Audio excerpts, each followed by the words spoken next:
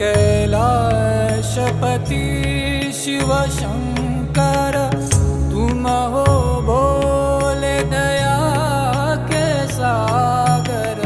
तुम कैलाशपति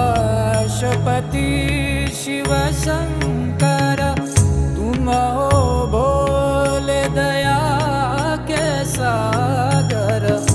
दूर करो सब दुख हमारे, दूर करो सब दुख हमारे। शंभो शंकर नमः शिवाय, गिरिजा शंकर नमः शिवाय। आदिदेव तुम नमः